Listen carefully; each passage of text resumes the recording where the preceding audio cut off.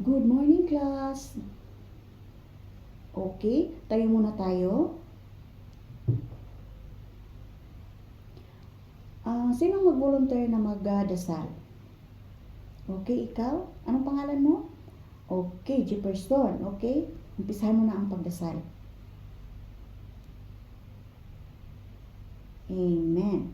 Okay, so ngayon, class, bago tayo umupo, mag-exercise muna tayo, class. Okay?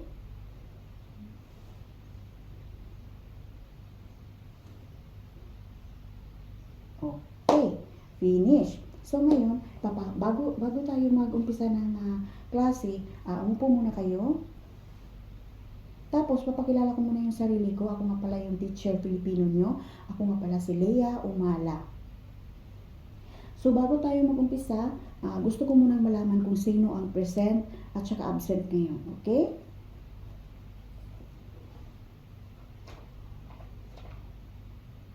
Okay, very good. Kumpleto kayo lahat. So, very good, class. So, ngayon, pwede ko bang matanong kung sino ang nakaalala ng tinatalakay natin kahapon? Okay? Ezekiel. Okay, very good. Yan ang tinatalakay natin kahapon. So, ngayon, ang tatalakay natin ngayon is ang paggamit ng pandiwa. Okay? Bago tayo mag-umpisa, ipapakita muna akong picture sa inyo, guys, of class, okay? Okay, class. So ngayon, sa pinapakita ko ng mga picture, ano ang nakikita nyo dito, class? Okay? Ikaw, Christine. O, diba? Nakikita nyo dito kung ano ang ginagawa ng bata sa umaga. Diba? Before siya matutulog, bago matulog, gumising siya ng maaga. Kasi, yun ang dapat sa mga bata. Maagang matulog, tapos maaga din gumising.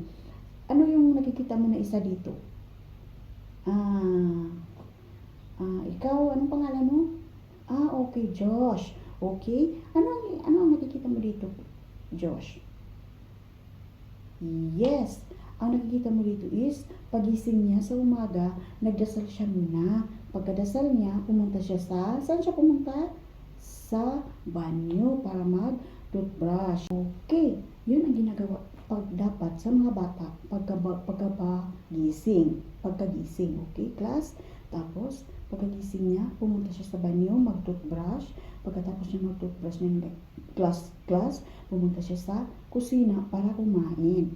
Tapos, pagkatapos niya kumain, pumunta siya sa, bumalik siya dun sa kanyang kwarto para magbihis ng malinis. Okay? Tapos, pagkatapos niya magbihis, magsuklay siya ng parang maganda siya tingnan. Yun ang dapat sa mga bata na ginagawa. Di ba, class? Tapos, pagkatapos niya maglinis,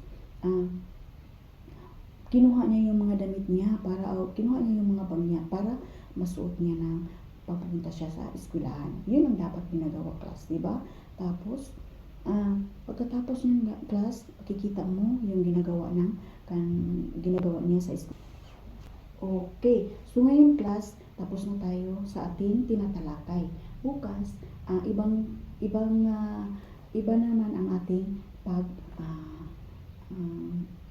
tatalakayin, okay? Bukas. So, class, tumayo muna tayo. Tapos, magdasal.